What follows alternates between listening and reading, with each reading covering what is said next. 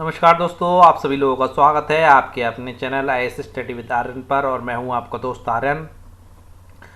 देखिए दोस्तों, हमारा चैनल इंडिया का एकमात्र ऐसा चैनल है जो आपको यूपीएससी आईएएस की तैयारी टोटली हिंदी माध्यम में करवा रहा है। आप लोग विभिन्न चैनलों पर देखते होंगे कि स्टूडेंट बहुत सारे कमेंट करते हैं कि सर आप हमें इस टॉपिक की या इस सब्जेक्ट की वीडियोज़ हिंदी में अवेलेबल करवा दीजिए, मगर वहाँ पर वो लोग नहीं सुनते हैं क्योंकि उनका टोटली चैनल इंग्लिश में होता है। अगर आप कहीं पर भी ऐसे कमेंट्स देखें दोस्तों, तो वहाँ पर हमारे चैनल का लिंक आप डाल सकते हैं या उन्हें बता सकते हैं हमारे चैनल के बारे में, आईएएस स्टडी विद आर्यन के बारे में, जो आपको आईएएस की पूरी तैयारी हिंदी माध्यम में करवा रहा है। इतनी सपोर्ट की उम्मीद हम आप लोगों से आवश्यक रूप से करते हैं। उसके साथ ही दोस्तों, आप लोगों से रिक्वेस्ट है, जिन लोगों ने अभी तक हमारा चैनल सब्सक्राइब नहीं किया, फटाफट से चैनल को सब्सक्राइब कर लीजिए। आज हम आप लोगों के लिए लेकर के आए प्रारंभिक भारत का परिचय रामशरण शर्मा जी की बुक से, जो कि ओल्ड एनसीईआरटी हिस्ट्री है। और दोस्तों, ये काफ़ी इंपॉर्टेंट है क्योंकि न्यू एनसीईआरटी हिस्ट्री में प्राचीन भारत का परिचय वो इतना विस्तार से नहीं दिया गया है। और यही वो बुक है जहाँ से same to same as it is language में उठा करके क्वेश्चन आपके यूपीएससी आईएएस प्री में पूछ लिए जाते हैं। फॉरम स्टार्ट हो चुके हैं, इस चीज़ की जानकारी मैं आपको कल ही दे चुका हूँ। आज उसी क्रम में हमारा अध्याय 8वां है, जिसका नाम है ताम्रपाषाण कृषक संस्कृतियाँ। ओके दोस्तों, इससे पहले हम आप लोगों को नवपाषाण युग और प्रथम खाद्य उत्पादक और पशुपालकों को कंप्लीट करवा चुके हैं, जिसका लिंक आपको हमारे डिस्क्रिप्शन बॉक्स में मिल जाएगा। आज की वीडियो को स्टार्ट करते हैं दोस्तों। देखिए दोस्तों, आज का पहला प्रश्न आप लोग स्क्रीन पर देख पा रहे होंगे। देखिए आज का पहला प्रश्न, निम्नलिखित में से किसे ताम्रपाषाणिक यानी कैलकुलिथिक कहा जाता है। ताम्रपाषाणिक का मतलब समझ लीजिए दोस्तों, जो कि तांबा और पाषाण यानी कि पत्थर दोनों का युग्म था, यानी कि ताम्रपाषाणिक युग था। तो निम्नलिखित में से किसे ताम्रपाषाणिक यानी कि कैलकोलिथिक कहा जाता है। देखिएगा, जिन संस्कृतियों का जन्म पत्थर, कांसे, टिन या उपकरणों के साथ साथ प्रयोग करने के कारण हुआ था, या जिन संस्कृतियों का जन्म पत्थर और तांबे के उपकरणों का साथ साथ प्रयोग करने के कारण हुआ था, या जिन संस्कृतियों का जन्म केवल तांबे के उपकरणों का प्रयोग करने के कारण हुआ था, या जिन संस्कृतियों का कर्म जन्म केवल धातुओं का प्रयोग करने के कारण हुआ था। तो दोस्तों, जिन संस्कृतियों का जन्म पत्थर और तांबे के उपकरणों का साथ साथ प्रयोग करने के कारण हुआ था, वह आपकी कैलकुलिथिक या ताम्रपाषाणिक संस्कृति या युग कहा जाता है। यानी कि यहाँ पर आपका दूसरा ऑप्शन सही है। देखिए दोस्तों, नवपाषाण युग का अंत होते होते धातुओं का इस्तेमाल शुरू हो गया था, और धातुओं में सबसे पहले तांबे का प्रयोग प्रारंभ हुआ था। किसका प्रयोग हुआ था दोस्तों? तांबे का प्रयोग प्रारंभ हुआ था। आगे बढ़ते हैं अपने अगले प्रश्न की ओर। देखिएगा, ताम्रपाषाण युग के निवासी किस प्रकार के थे? नगरीय थे, ग्रामीण थे, जंगली थे, या निम्नलिखित में से कोई नहीं? तो दोस्तों, ताम्रपाषाण युग के जो निवासी थे वो ग्रामीण थे। कौन से थे दोस्तों? ग्रामीण थे। इस युग के जो लोग थे दोस्तों, अधिकांशतः पत्थर और तांबे की वस्तुओं का प्रयोग करते थे, किंतु कभी कभी वे घटिया किस्म के तांबे का भी प्रयोग कर लिया करते थे। और ये लोग दोस्तों मुख्य रूप से ग्रामीण समुदाय बनाकर रहते थे, और पहाड़ी जमीन या नदियों के क्षेत्र होते थे, वहां पर ये लोग निवास करते थे। अगला प्रश्न देखते हैं, प्रश्न नंबर 3। हड़प्पा के लोग किस धातु का प्रयोग करते थे? प्रश्न किसके विषय में पूछा जा रहा है? हड़प्पा के लोगों के विषय में। लोहे का, तांबे का, या कांसे का, या मिट्टी का? तो दोस्तों, मैं आप लोगों को बता देता हूँ, हड़प्पा कालीन जो सभ्यता थी, वहाँ के जो लोग थे वो सब सर्वाधिक मात्रा में कांसे का प्रयोग किया करते थे। किसका प्रयोग किया करते थे? कांसे का प्रयोग किया करते थे। और दोस्तों, हमारा जो अगला अध्याय है, हमारा 10वां अध्याय, वो हड़प्पा संस्कृति है कांस्य युगीन नागरिकरण के संदर्भ में ही है, क्योंकि हड़प्पा में कांसे का सर्वाधिक प्रयोग हुआ है। ओके दोस्तों, और देखिए दोस्तों, यह सिंधु घाटी के बाढ़ वाले मैदानों में हुआ था कांसे का प्रयोग, और उपज की बदौलत नगर के निवासी कहलाए थे। हड़प्पा के जो लोग थे वो नगर के निवासी कहलाए गए थे। आगे बढ़ते हैं 4 नंबर के प्रश्न पर। देखिए, दक्षिणी पूर्वी राजस्थान में निम्नलिखित में से कौन से ताम्र पाषाण युगीन पुरास्थल खुदाई में मिले हैं? कौन से मिले दोस्तों? कहाँ पर पूछ रहा है? दक्षिणी पूर्वी राजस्थान में।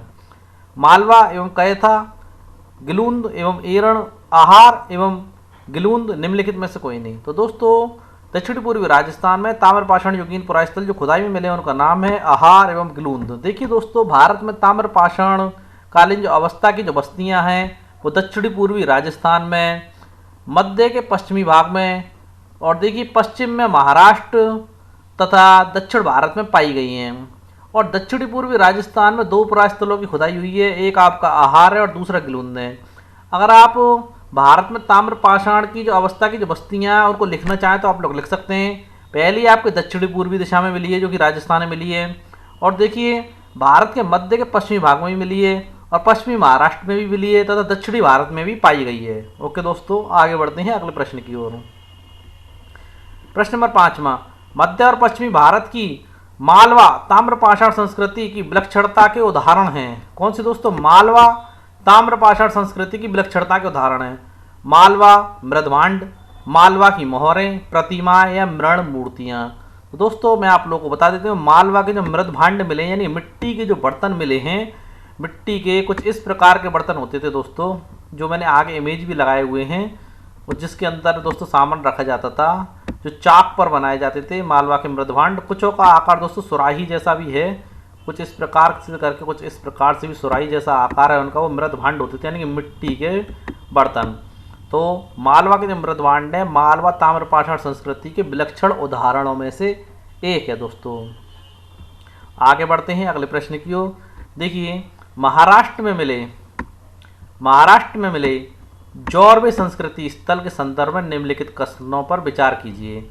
अब देखिए दोस्तों, जौरवे संस्कृति स्थल क्या था, इसके संदर्भ में विचार करने के लिए कह रहा है। तो पहले तो मैं आप लोगों को ये बता देता हूँ कि जौरवे संस्कृति स्थल क्या था। तो दोस्तों जौरवे संस्कृति स्थल जो था आपका, जो पश्चिमी महाराष्ट्र में स्थित था। पश्चिमी महाराष्ट्र के भी 2 जिलों में, एक तो अहमदनगर में, दूसरा पुणे में। ओके दोस्तों, और इसकी जानकारी मैं आपको अगले प्रश्न में दूंगा। अभी इस प्रश्न का ही उत्तर बताता हूँ आप लोगों को। महाराष्ट्र में मिले जौरवे संस्कृति स्थल के संबंध में निम्नलिखित कथनों पर विचार कीजिए। देखिए अहमदनगर जिले में जौरवे, नेवासा और देमावार, पुणे जिले में चंदौली, सोनगांव और इनाम गांव, प्रकाश और नासिक, ये सभी पुरास्थल जौरवे संस्कृति के हैं। किसके हैं दोस्तों? जौरवे संस्कृति के हैं, इसमें कोई दो राय नहीं है। आगे देखिए, ये नाम जोरवे के आधार पर दिया है, जो अहमदनगर जिले में गोदावरी नदी की शाखा नदी प्रवरा के बाएं तट पर अवस्थित प्रारूपिक पुरास्थल यानी टाइप साइट है। यानी कि दोस्तों अगर दूसरे शब्दों में मैं इसे आप लोगों को समझाना चाहूँ तो ऐसे समझा सकता हूँ कि जो जोरावे है ये प्रारूपिक पुरास्थल है यानी कि टाइप साइट है, जो अहमदनगर जिले में गोदावरी नदी की शाखा यानी कि प्रवरा नदी के बाएं तट पर स्थित है, यानी कि एक प्रारूप है जिसे जोरावे कहा जाता है। ओके दोस्तों, अब देखिए पॉइंट नंबर 3, जोरावे संस्कृति ने मालवा संस्कृति से बहुत कुछ ग्रहण किया, किंतु इसमें दक्षिणी नवपाषाण संस्कृति के तत्व भी हैं। बिल्कुल दोस्तों। तो दोस्तों जोरावे संस्कृति स्थल के संदर्भ में जितने भी वाक्य यहाँ पर कहे गए हैं या बताए गए वो सारे के सारे यहाँ पर सत्य हैं। आगे बढ़ते हैं अपने अगले प्रश्न की ओर। तो देखिएगा दोस्तों, जोरवे संस्कृति महाराष्ट्र का कालक्रम क्या है? कालक्रम क्या है? 1200 से 1400 ईसा पूर्व, या 1400 से 1700 ईसा पूर्व, या 1800 से 2000 ईसा पूर्व, या 2000 से 2200 ईसा पूर्व। तो दोस्तों मैं आप लोगों को इसका सही कालक्रम बता देता हूँ। इसका सही कालक्रम आपका है 1400 से 1700 ईसा पूर्व। कितना है दोस्तों? 1400 से 1700 ईसा पूर्व। देखिए दोस्तों, यह संस्कृति जो है विदर्भ के कुछ भाग को तथा कोंकण के तट प्रदेश को छोड़कर सारे महाराष्ट्र में फैली हुई थी। दोबारा सुन लीजिए, आपकी संस्कृति जो थी जोरवे संस्कृति, जो थी आपकी विदर्भ के कुछ भाग तथा कोंकण के तट प्रदेश को छोड़ सारे महाराष्ट्र में फैली थी। यह संस्कृति जो थी आपकी जोरवे संस्कृति, ये ग्रामीण संस्कृति थी, और यह पुरास्थल काली भूरी मिट्टी वाले अर्धशुष्क क्षेत्रों में है। कौन सा दोस्तों? आपका जोरावी जो पुरास्थल है, जोरवे जिसे कहते हैं, ये काली भूरी मिट्टी वाले अर्धशुष्क क्षेत्रों में पाया जाता है। ओके दोस्तों, प्रश्न नंबर आप लोगों का अगला देखते हैं। देखिए प्रश्न नंबर 8वां, निम्नलिखित में से आहार संस्कृति का कालक्रम क्या माना जाता है? 2000 से 1400 ईसा पूर्व, 2100 से 1599 ईसा पूर्व, या 1500 से आपका 1899 ईसा पूर्व, या निम्नलिखित में से कोई नहीं। तो दोस्तों आहार संस्कृति का जो आपके मैंने आप लोग को जस्ट अभी क्वेश्चन बताया था, प्रश्न नंबर 6 था, गिलूंद और आपका आहार, जो कि हमारे राजस्थान, जो आपका राजस्थान वाला क्षेत्र दक्षिणी पूर्वी राजस्थान में जो मिली है आपकी गिलूंद और आहार। तो आहार के संदर्भ में बात कर रहा है यहाँ पर ये कि आहार संस्कृति का कालक्रम क्या माना जाता है। तो मैं आप लोगों को बता देना चाहता हूँ दोस्तों, आहार संस्कृति का जो कालक्रम माना जाता है वो 2100 से लेकर के 1599 ईसा पूर्व का माना जाता है। और दोस्तों एक बात बता देता हूँ, आहार के जो लोग थे शुरू से ही धातु कर्म यानी धातु विज्ञान के बारे में जानकारी रखते थे, और आहार का प्राचीन नाम भी ताम्रवती है दोस्तों। क्या है दोस्तों? ताम्रवती या तांबा वाली जगह, ताम्बती या तांबा वाली जगह। मैं लिख देता हूँ, काफ़ी इंपॉर्टेंट क्वेश्चन है। आईएएस में तो अभी तक नहीं पूछा गया है प्रश्न, मगर बाकी की विभिन्न प्रतियोगी परीक्षाओं में मैंने देखा है इस प्रश्न को पूछा जा चुका है। ताम्बती या दोस्तों तांबा वाली जगह कहलाता है। ओके दोस्तों, गिलूंद इस संस्कृति का स्थानीय केंद्र था। दोस्तों जो राजस्थान में आहार गिलूंद पाए गए, गिलूंद जो है संस्कृति का स्थानीय केंद्र माना जाता है। अब देखते हैं प्रश्न नंबर 9। तांबे की छेनी किस ताम्र पाषाण कालीन पुरास्थल से प्राप्त हुई है? कौन सी दोस्तों? छेनी जो होती है ना, जो मजदूर होते हैं उनके पास हथौड़ी होती है, छेनी होती है, जिससे पत्थर को काटा जाता है। तो तांबे की जो छेनी है किस ताम्र पाषाण कालीन पुरास्थल से प्राप्त हुई है? जोरबे से, चंदौली से, चिरांद से या गिलूंद से? तो दोस्तों तांबे की छेनी हमें चिरांद से प्राप्त हुई है। कहाँ से प्राप्त हुई है दोस्तों? चिरांद से प्राप्त हुई है तांबे की छेनी। अब देखिए 10वें नंबर का प्रश्न, काफ़ी महत्वपूर्ण प्रश्न मैंने यहाँ पर लिया है। देखिए ये तो वो आपके सभ्यता स्थल है और ये वो चीज़ें जहाँ से प्राप्त हुई हैं। तो आप लोग बताएं गिलूंद से क्या प्राप्त हुआ है? गिलूंद से मैं आप लोगों को बता देता हूँ। गिलूंद से दोस्तों तांबे के टुकड़े मिले हैं और प्रस्तर यानी कि पत्थर फलक का उद्योग वहाँ पर होता था, इसके साक्ष्य मिले हैं। अब दोस्तों चंदौली की बात करें तो दोस्तों चंदौली से हमें क्या मिला है? तो दोस्तों चंदौली से हमें सपाट आयताकार ताम्र के कुठार मिले हैं जिसे हाथ से पकड़ा जाता था, और तांबे की छेनी भी मिली है। अब आहार की बात करें, आहार से क्या मिला है? आहार से दोस्तों सपाट कुल्हाड़ियाँ मिली हैं, चूड़ियाँ मिली हैं, पत्थर यानी कि पतली पत्थर जो होती है, या आप सोने की पतली पत्थरें देखेंगी, सोने और चांदी की, उसी प्रकार दोस्तों धातुओं की पतली पत्थरें मिली हैं जो सभी तांबे की हैं, यानी कि तांबे की पतली परतनुमा चद्दर मिली है, और कांसे की चद्दर भी आपको आहार से मिली है। और दक्षिण भारत से हमें क्या मिला है दोस्तों? दक्षिण भारत से प्रस्तर फलक उद्योग के साक्ष्य मिले हैं और पत्थर की कुल्हाड़ियाँ हमें दक्षिण भारत से मिली हैं।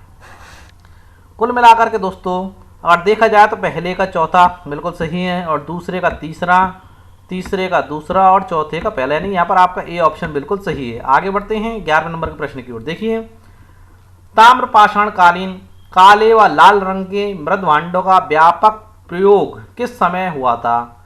दोस्तों मैं आप लोगों को एक चीज़ यहाँ पर बता देता हूँ, आपको यूट्यूब पर कहीं भी आपके राम शरण शर्मा जी के प्रारंभिक भारत के परीक्षा के एमसीक्यूज आपको कहीं पर भी नहीं मिलेंगे, और जहाँ भी दिए गए एक आध यूट्यूब चैनल पर वो भी बात काफ़ी शॉर्ट दिए गए। आईएएस की दृष्टि से, आईएएस को दृष्टिगत रखते हुए एमसीक्यूज बिल्कुल नहीं बनाए गए हैं। पीसीएस को दृष्टिगत रखते हुए आपके एमसीक्यूज रामचरण शर्मा जी की बुक से बनाए गए हैं। मैंने जो कंटेंट लिया है वो आईएएस के लेवल को ध्यान में लेकर के लिया है, और वही कंटेंट लिया है जो प्रश्न पिछले आईएएस में रामचरण शर्मा जी की बुक से पूछे जा चुके हैं। तो आप लोग वीडियो को पूरा देखिएगा और ज़्यादा से ज़्यादा शेयर करिएगा, और अपने साथ के छात्रों को बताएं हमारे चैनल के विषय में। तो देखिए दोस्तों इस प्रश्न के ऑप्शन 2000 ईसा पूर्व, 3000 ईसा पूर्व, 4000 ईसा पूर्व या 5000 ईसा पूर्व। तो दोस्तों ताम्र पाषाण कालीन काले व लाल रंग के मृद भांडों का व्यापक प्रयोग आपका जो स्टार्ट हुआ था दोस्तों 2000 ईसा पूर्व में हुआ था। फ्रेंड ये आपके बता देता हूँ चाकों पर बनते थे। मृद भांड जो होते थे चाक पर बनाए जाते थे, मिट्टी के कुम्हारों के पास जो चाक होते हैं उन पर बनाए जाते थे। कभी कभी दोस्तों इन पर सफ़ेद रैखिक आकृति यानी कि सफ़ेद रेखाएं नुमा आकृतियाँ बना दी जाती हैं। आप लोग मटके पर देखते होंगे कि सफ़ेद धारियाँ आज भी बनाई दी जाती हैं। तो दोस्तों यह बात केवल राजस्थान, मध्य प्रदेश और महाराष्ट्र के बारे में ही नहीं है कि वहीं खाली वहीं के मृद भांडों में रेखाएं नहीं बनाई जाती थी, बल्कि बिहार और पश्चिम बंगाल में भी ये रेखाएं मृद भांडों में और वहाँ की बस्तियों में रहने वाले लोगों की जो मिले मृद भांड उनमें पाई जाती है। ओके दोस्तों, प्रश्न नंबर 12 देखते हैं। निम्नलिखित में से ताम्र पाषाण युग के सांस्कृतिक स्थल गिलूंद में पकी ईंटों के इस्तेमाल का सही समय था किसका? दोस्तों जो राजस्थान में पाया गया गिलूंद और आहार, दोस्तों गिलूंद में पकी ईंटों के इस्तेमाल का सही समय क्या था? 1200 ईसा पूर्व के आसपास, 1500 ईसा पूर्व के आसपास, 1800 ईसा पूर्व के आसपास, 2000 ईसा पूर्व के आसपास। तो दोस्तों 1500 ईसा पूर्व के आसपास गिलूंद में पकी ईंटों का इस्तेमाल होने के साक्ष्य मिले हैं। और दोस्तों ताम्र पाषाण युग के लोग प्राय पकी ईंटों से परिचित नहीं थे, इनका इस्तेमाल कभी कभी होता था, जैसे कि आपको गिलूंद में पकी ईंटों का इस्तेमाल देखने को मिलता है। ओके दोस्तों, अगला प्रश्न देखते हैं। प्रश्न नंबर 13। ताम्र पाषाण युग के दक्षिणी पूर्वी राजस्थान, पश्चिमी मध्य प्रदेश, पश्चिमी महाराष्ट्र और अन्यंत्र रहने वाले लोगों के संदर्भ में निम्नलिखित कथनों पर विचार कीजिए। देखिए दोस्तों यहाँ के लोग मवेशी पालते थे, यानी कि जानवरों को पाला करते थे। मवेशी भी पालते थे, नहीं पशुपालक भी थे, खेती भी किया करते थे, किसान भी थे, और दोस्तों शिकार भी करते थे। दोस्तों ये कथन बिल्कुल सही है। यहाँ के लोग दोस्तों आखेट भी किया करते थे, खेती भी किया करते थे, पशुपालक भी थे। ये लोग दोस्तों गाय, भेड़, बकरी, सूअर और भैंस रखते थे और हिरण का शिकार करते थे। ये लोग गेहूं, चावल, बाजरे, मसूर, उड़द, मूंग आदि कई दलहन और मटर भी पैदा करते थे। ओके दोस्तों पहले पॉइंट में मैं आपको कुछ चीज़ें बताना चाहता हूँ कि देखिए दोस्तों, ये लोग शिकार तो करते ही थे, हिरण का शिकार तो करते ही थे, और ये लोग गो मांस तो आवश्यक रूप से खाते थे। और दोस्तों ये चीज़ मैं नहीं कह रहा हूँ, ये आपकी रामशरण शर्मा जी की एनसीईआरटी हिस्ट्री की बुक कह रही है कि जो आपके ताम्रपाषाण युग के जो लोग थे, दक्षिण पूर्वी राजस्थान के, पश्चिम मध्य प्रदेश और पश्चिमी महाराष्ट्र और अन्यत्र रहने वाले लोग थे, ये लोग गोमांस आवश्यक रूप से खाते थे, परंतु सूअर का मांस नहीं खाते थे, या सूअर का मांस कभी कभी खाते थे। ओके दोस्तों, और देखिए तीसरा पॉइंट देखते हैं। नब्दा टोली के लोग बेर और अलसी भी उपजाते थे। बेर दोस्तों खाने की चीज़ है, आप सभी लोग जानते हैं, अलसी और एक दाल है भी उपजाते थे। और दोस्तों दक्कन की काली मिट्टी में कपास की पैदावार होती थी, कपास यानी कि रुई की पैदावार होती थी। तो दोस्तों जो आपका नब्दा टोली है, जो नब्दा टोली पुरास्थल है, नर्मदा नदी के तट पर स्थित था। कहाँ पर स्थित था? नर्मदा नदी के तट पर। अधिकांश ताम्र पाषाणिक तत्व दक्षिण भारत के नव पाषाण स्थलों में घुल मिल गए थे दोस्तों। ओके दोस्तों, अगला देखिए। निचले दक्कन में रागी, बाजरा और इस तरह के अन्य अनाजों की खेती भी होती थी। और पूर्वी भारत में बिहार और पश्चिम बंगाल में मछली पकड़ने के कांटे मिले हैं, जिसे कांटे डाल के मछली पकड़ी जाती थी, और जहाँ चावल भी पाए जाते हैं। तभी दोस्तों आप लोग देखते होंगे पश्चिम बंगाल के लोग मछली के साथ चावल खाना अत्यधिक पसंद करते हैं। तो देखिए दोस्तों, उपरोक्त कथनों में से कौन से कथन सत्य हैं? तो दोस्तों हमारे चारों के चारों कथन सत्य हैं। प्रश्न नंबर 14 में देखते हैं, देखिएगा। निम्नलिखित में से जोरवे संस्कृति का पुरास्थल नहीं है। कौन सा पुरास्थल जोरवे संस्कृति का नहीं है? नेवास एवं देमाबाद, आहार एवं गिलुंद, चंदौली, सोनगांव, इनाम गांव, प्रकाश और नासिक निम्नलिखित में से कोई नहीं। तो दोस्तों आहार और गिलुंद जो है, जो आपके जोरवे संस्कृति के पुरास्थल नहीं है। थोड़ा दोस्तों जोरवे संस्कृति को यहाँ पर डिस्क्राइब करना चाहूँगा। देखिए पश्चिमी महाराष्ट्र, मैं लिख देता हूँ यहाँ पर पश्चिमी महाराष्ट्र। पश्चिमी महाराष्ट्र में आपके अहमदनगर में जोरवे, नेवासा और आपका देमाबाद। कौन से दोस्तों? अहमदनगर में जोरवे, जो आपका अहमदनगर जिला था उसमें जोरवे, नेवासा और देमाबाद। और दोस्तों पुणे जिले में, कौन से में दोस्तों? पुणे जिले में आपके चंदौली, सोनगांव, इनाम गांव, प्रकाश और नासिक। ये जोरवे, ये सभी जो पुरास्थल हैं जोरवे संस्कृति के माने जाते हैं। किसके माने जाते हैं दोस्तों? जोरवे संस्कृति के माने जाते हैं। अब दोस्तों जोरवे क्या है? जोरवे दोस्तों एक स्थल का रूप है, यानी प्रारूपिक पुरास्थल है, जिसका रूप है, यानी कि टाइप साइट कह सकते हैं एक तरीके से, जो रूप है। और दोस्तों रूप कहाँ पाया जाता है वो और जान लीजिए दोस्तों। जो अहमदनगर जिले में गोदावरी नदी है, उसकी एक शाखा प्रवर नदी, उसके बाएं तट पर इस प्रकार के रूप देखने को मिलते हैं। वहीं से इसका नाम आपका जो दिया गया जोरवे। ओके दोस्तों, अगला प्रश्न देखते हैं। 15वां, देमाबाद पुरास्थल से निम्नलिखित में से किस चीज के साक्ष्य मिले? कहां से दोस्तों? देमाबाद से। पत्थर और मलबे के बुर्जों वाली कच्ची दीवार से घेर कर बनाया गया गढ़ एवं भारी संख्या में कांसे की वस्तुओं की प्राप्ति। या फिर दोस्तों कच्ची मिट्टी के बड़े बड़े मकान और गोलाकार गड्ढे वाले मकान मिले आपको देमाबाद पुरास्थल से। या फिर कुंभकार, धातुकार, हाथी दांत के शिल्पी, चूना बनाने वाले, खिलौने की मिट्टी की मूर्तें, यानी टेराकोटा बनाने वाले कारीगरों के साक्ष्य मिले, या निम्नलिखित में से कोई नहीं। तो दोस्तों मैं आप लोगों को बता देना चाहता हूँ, जो देमाबाद पुरास्थल है वहां से मैं पत्थर और मलबे के बुर्जों वाली कच्ची दीवार से घेर कर बनाया गया गढ़ और भारी संख्या में कांसे की वस्तुओं की प्राप्ति वहां से हमें हुई है दोस्तों। इसके साथ ही दोस्तों देमाबाद के संदर्भ में कुछ और चीजें आप लोगों को और बता देता हूं दोस्तों। अब तक हमें देमाबाद जो है, यानी जोरवे जो स्थल है, 200 जोरवे स्थल मिले। तो 200 जोरवे स्थलों में से गोदावरी का जो देमाबाद है वो सबसे बड़ा स्थल है। कौन सा दोस्तों? गोदावरी का देमाबाद सबसे बड़ा स्थल है। यह लगभग 20 हेक्टेयर में फैला हुआ है। कितने फैला हुआ है दोस्तों? 20 हेक्टेयर में फैला हुआ है। इसमें लगभग 4000 लोग रहते थे। बड़ी इंपॉर्टेंट बात है दोस्तों, देमाबाद पुरास्थल में आपके 4000 लोग रहते थे।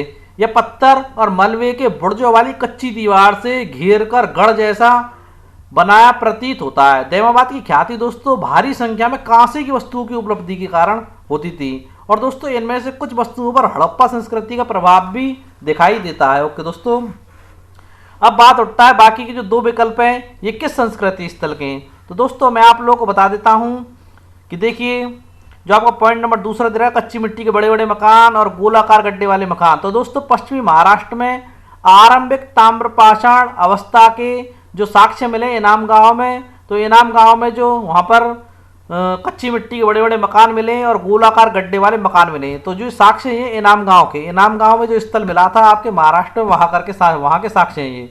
ओके दोस्तों, और इनाम गांव में ही कुंभकार के साक्ष्य मिले, धातुकार के, हाथी शिल्पी के, चूना बनाने वाले के और खिलौने बनाने की मिट्टी की मूर्तियां और टेराकोटा वाले के भी साक्ष्य आपको इनाम गांव में ही प्राप्त हुए हैं। आगे बढ़ते हैं दोस्तों अगले प्रश्न की ओर। देखिए दोस्तों प्रश्न नंबर 16, निम्नलिखित में से 100 से अधिक घर और कई कब्रें व किलाबंद बस्ती जो खाई से घिरी हुई है एवं 5 कमरों वाला मकान किस स्थल से मिला। बड़ा महत्वपूर्ण प्रश्न है दोस्तों। नेवासा से प्राप्त हुआ है, देमावास से प्राप्त हुआ है, इनाम गांव से प्राप्त हुआ है, नासिक से प्राप्त हुआ है।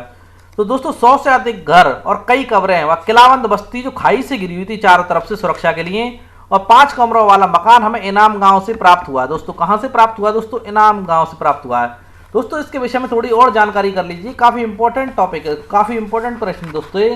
देखिए दोस्तों जो 5 कमरों वाला मकान हमें प्राप्त हुआ है उसका टाइम जो बताया जाता है उसका दोस्तों 1300 से लेकर के 1000 ईसा पूर्व के बीच में बताया जाता है। किसमें दोस्तों, 1300 ईसा पूर्व से लेकर के 1000 ईसा पूर्व के बीच में इस 5 कमरों वाले मकान का बताया जाता है। और दोस्तों ऐसा कहा जाता है इसमें 4 कमरे आयताकार हैं और 1 कमरा वृत्ताकार यानी गोल है, और यह मकान जो है बस्ती के केंद्र में है और ये किसी सरदार का मकान रहा होगा दोस्तों। और दोस्तों इसके निकट में एक कोठरी और स्थित है, उसमें राजस्व के रूप में वसूला गया अनाज जमा किया जाता होगा। और दोस्तों इनाम गांव जो था ताम्रपाषाण युग की सबसे बड़ी बस्ती थी, सबसे बड़ी बस्ती है दोस्तों इनाम गांव आपकी ताम्रपाषाण युग की सबसे बड़ी बस्ती है, ये इंपॉर्टेंट पॉइंट है। और दोस्तों इनमें 100 से अधिक घर और कई कब्रें पाई गई हैं। यह बस्ती किलाबंद है और खाई से घिरी हुई है। ओके दोस्तों सारी महत्वपूर्ण जानकारी इनाम गांव से संबंधित मैंने आप लोगों को बता दी है। और ये इनाम गांव आपका पश्चिमी महाराष्ट्र में स्थित है। आगे बढ़ते हैं, ताम्रपाषाण युग के लोग किसकी पूजा करते थे, मातृ देवी की, वृषभ की, पीपल की, निम्नलिखित में से कोई नहीं। तो दोस्तों ताम्रपाषाण युग के लोग मातृ देवी की पूजा करते थे। किसकी पूजा करते थे दोस्तों, मातृ देवी की पूजा करते थे।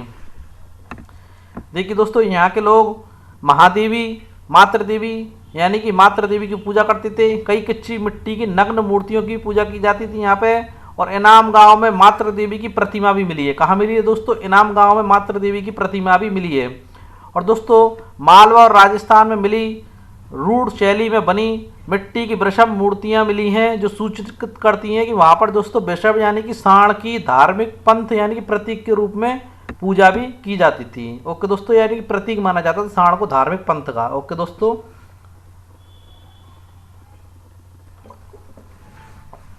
अब देखते हैं दोस्तों, अब हम अपना प्रश्न नंबर 18वां देखिए, ताम्रपाषाणिक स्थलों के संदर्भ में निम्नलिखित में से कौन सा कथन असत्य है। असत्य कथन बताना है दोस्तों।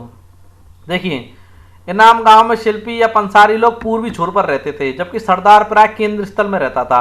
दोस्तों ये चीज अभी मैंने थोड़ी देर पहले बताई, 5 कमरों का जो चित्र मिला है तो उसमें दोस्तों बीच में जो चित्र है उसमें सरदार प्राय केंद्र स्थल रूप में रहता था यानी बीच में रहता था। इससे निवासियों के बीच सामाजिक दूरी का पता चलता है दोस्तों कि ताम्रपाषाण युग में भी जाति व्यवस्था यानी कि ऊंच नीच का भेदभाव था। परंतु दोस्तों इसमें दिया गया कि इनाम गांव में शिल्पी और जो पंसारी थे पूर्वी छोर पर रहते थे। तो दोस्तों पूर्वी छोर पर ना रह करके वो पश्चिमी छोर पर रहते थे। किस छोर पर रहते थे दोस्तों, पश्चिमी छोर पर रहते थे। ओके दोस्तों, यानी कि ये लोग पश्चिमी छोर पर रहते थे पंसारी और शिल्पी। ओके दोस्तों, पूर्वी छोर गलत दिया गया है। देखिए पश्चिमी महाराष्ट्र की चंदौली और नेवासा बस्तियों में पाया गया है। कहाँ पाया गया दोस्तों, पश्चिमी महाराष्ट्र की चंदौली और नेवासा बस्ती में पाया गया। कुछ बच्चों के गलों में तांबों के मनकों का हार पहनकर उन्हें दफनाया गया है। ओके दोस्तों, यानी कि दोस्तों कुछ बच्चों के जो मृत्यु के उपरांत अंतिम संस्कार किया जाता है वहां पर बच्चों के गलों में तांबे के मनकों का हार होता है, उसे पहनकर उन्हें दफनाया गया है। और दोस्तों इनाम गांव में एक वयस्क आदमी मृत भांडों और कुछ तांबे के साथ उसे दफनाया गया था। और दोस्तों कयथा एक सभ्यता स्थल था जो भी ताम्रपाषाण युगीन था कि एक घर में तांबे के 29 कंगन और 2 अद्वितीय ढंग की कुल्हाड़ियां पाई गई हैं। इसी स्थान से स्टेटाइट और कार्नेलियन जैसे कीमती पत्थरों की गोलियों के हार पात्रों में जमा पाए गए, यानी कि पात्र होते थे दोस्तों इनको रखने के, कीमती पत्थरों को रखने के। उन पत्थरों की गोलियां जो हैं उन पात्रों में जमा मिली गई हैं। किस किस की मिली है दोस्तों? स्टेटाइट और कार्नेलियन की। तो दोस्तों यहाँ पर जितने भी कथन दिए गए हैं वो सारे तो सत्य नहीं है, क्योंकि हमारा पहला कथन इसलिए गलत है क्योंकि यहाँ पर पूर्वी छोर दे रखा है जबकि पश्चिमी छोर आता है और असत्य ही पूछ रहा है। तो यहाँ पर हमारा असत्य पहला ही असत्य है। आगे बढ़ते हैं दूसरे प्रश्न की ओर। देखिए दोस्तों, गणेशवट सभ्यता के जमाव को या उसके निक्षेप की तिथि है। तो दोस्तों गणेशवट सभ्यता के जमाव और निक्षेप की तिथि क्या है? 2800 से लेकर के 2200 ईसा पूर्व, या 2100 से लेकर के 1500 ईसा पूर्व, या 2200 से लेकर के 1500 ईसा पूर्व, निम्नलिखित में से कोई नहीं। तो दोस्तों आप लोग जान लीजिए, गणेशवट सभ्यता जो कि राजस्थान में स्थित है उसके जमाव की या निक्षेप की तिथि आप लोगों को मैं बता देता हूँ 2800 से लेकर के 2200 ईसा पूर्व है। ओके दोस्तों, प्रश्न नंबर 20 देखते हैं। ताम्रपाषाण कालीन कब्रों के संदर्भ में निम्नलिखित कथनों पर विचार कीजिए। कब्रों के संदर्भ में विचार करने के लिए कह रहा है दोस्तों, महाराष्ट्र के लोग मृतक को उत्तर दक्षिण दिशा में दफनाते थे। दोस्तों बिल्कुल, मृतक को कलश में रखकर अपने घर के फर्श के अंदर उत्तर दक्षिण स्थिति में ये लोग गाड़ देते थे दोस्तों। और देखिए, कब्र में मृतक के साथ तांबे की वस्तुएं रखी जाती है। बिल्कुल दोस्तों, उन लोगों का ऐसा मानना था कि मृतक के परलोक, मृतक जब मर जाता था उसके साथ ये वस्तुएं परलोक में जाती हैं और परलोक में इन वस्तुओं का इस्तेमाल करता है। तो दोस्तों यहाँ पर दोनों ही कथन सत्य हैं, यानी कथन पहला और कथन दूसरा। आगे बढ़ते हैं अगले प्रश्न की ओर। देखिएगा दोस्तों, तिथिक्रम की दृष्टि से भारत में ताम्रपाषाण बस्तियों की श्रृंखलाओं और इनके क्षेत्रों को सूची से मिलान करते हुए सुमेल कीजिए। तो दोस्तों ताम्रपाषाण बस्तियों को 3 श्रृंखलाओं में बांटा गया। पहली आपकी प्राक हड़प्पी है, दूसरी समकालीन सांस्कृतिक स्थल है, हड़प्पोत्तर सांस्कृतिक स्थल है। तो पहले में देखिए, पहले में कौन सा क्षेत्र आता है? प्राक हड़प्पी है सांस्कृतिक स्थल। तो दोस्तों प्राक हड़प्पी है सांस्कृतिक स्थल के संदर्भ में मैं आप लोग बता देता हूं दोस्तों। प्राक हड़प्पी सांस्कृतिक स्थल के अंतर्गत दोस्तों राजस्थान का कालीबंगा और दोस्तों आपके हरियाणा का बनावली आता है। कौन सा आता है दोस्तों? राजस्थान का कालीबंगा और हरियाणा का बनावली आता है, यानी कि पहले का दूसरा। और समकालीन सांस्कृतिक स्थल में दोस्तों कय था संस्कृति स्थल, जो लगभग आपके 2000 से 1800 ईसा पूर्व पुराना है। आप लोग इसको लिखना चाहें तो लिख सकते हैं। जो कय था संस्कृति स्थल है, ये पूछा जाता है दोस्तों कितना पुराना है दोस्तों? ये दोस्तों 2000 से लेकर के 1800 ईसा पूर्व पुराना है, इतना पुराना है दोस्तों। और बात करें हड़प्पोत्तर संस्कृति स्थल की, तो वो आपके दो हैं, एक है मालवा संस्कृति स्थल और दूसरा जोरवे संस्कृति स्थल।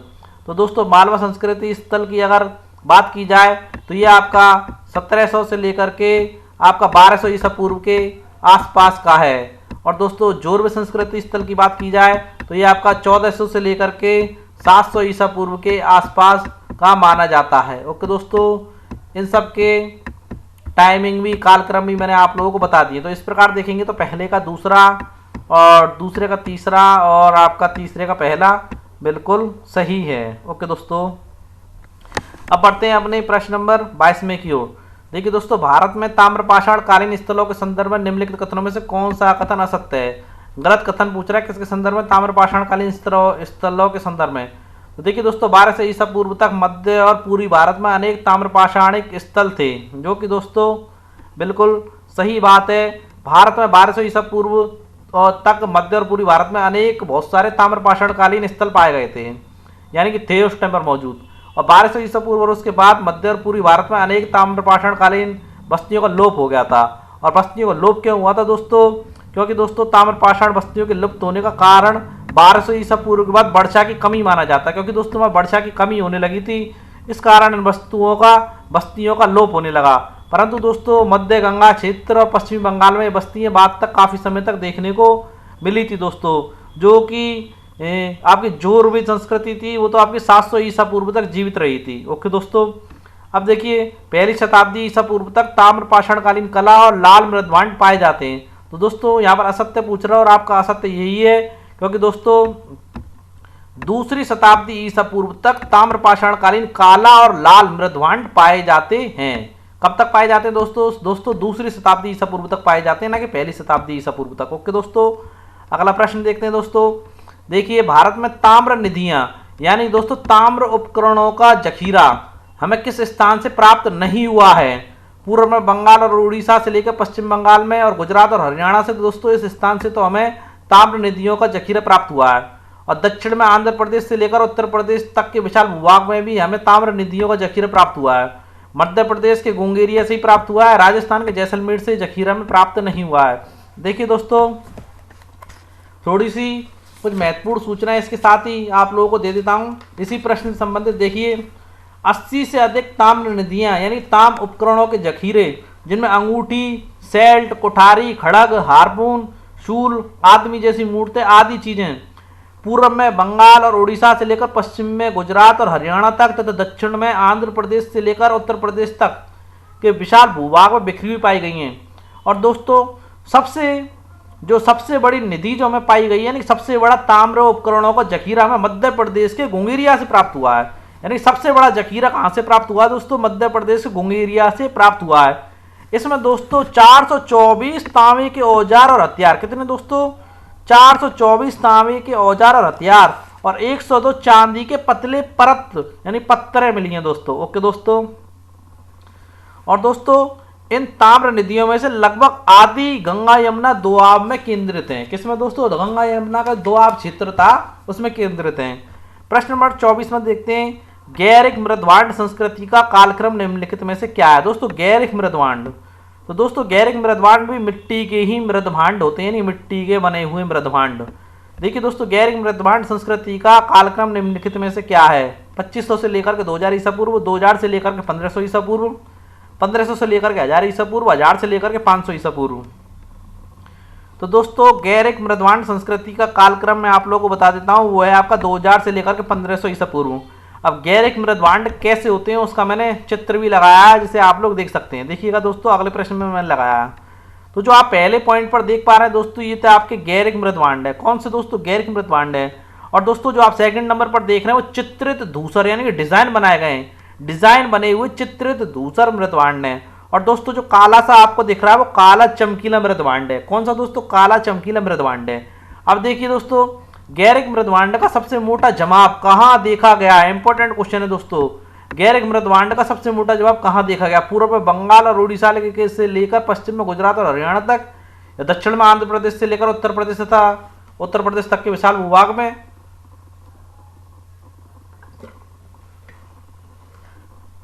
या मध्य प्रदेश के गुंगेरिया से, या हरियाणा और राजस्थान की सीमा पर अवस्थित जोधपुर से।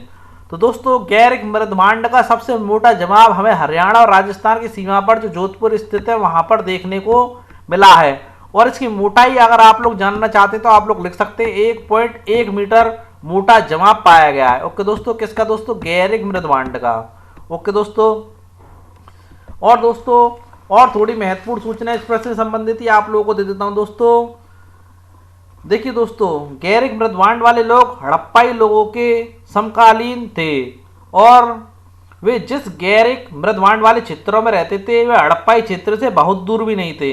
इसलिए दोस्तों हम गैरिक मृदभांड वाले लोगों और कांसे का प्रयोग करने वाले हड़प्पाई लोगों के बीच कुछ आदान प्रदान का अनुमान भी लगा सकते हैं। ओके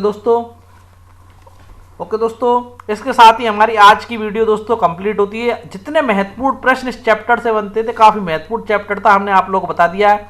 उसके बाद आप लोगों से रिक्वेस्ट है दोस्तों, चैनल को ज्यादा से ज्यादा शेयर करें और उन स्टूडेंट तक पहुंचाएं जिन्हें तैयारी करने के लिए अभी तक कोई प्रॉपर वे या कोई हिंदी माध्यम का चैनल नहीं मिला है। और दोस्तों हमारा चैनल इंडिया का एकमात्र ऐसा चैनल है जो बिल्कुल प्रॉपर तरीके से और बिल्कुल शानदार तरीके से आपको यूपीएससी आईएएस की तैयारी करवा रहा है। फॉर्म भी आ चुके हैं दोस्तों, तो आप लोगों से रिक्वेस्ट है प्लीज इस चैनल को ज्यादा से ज्यादा लोगों तक पहुंचाएं और अपने साथ में जो फ्रेंड जोन है, स्टडी जोन है, उन लोगों को हमारे चैनल का लिंक भेजें और बताएं कि ये एक ऐसा चैनल है जो आपको यूपीएससी आईएएस की पूरी तैयारी हिंदी माध्यम में करवा रहा है। दोस्तों कल फिर मिलते हैं अपनी एक ऐसी शानदार वीडियो के साथ, तब तक के लिए जय हिंद दोस्तों।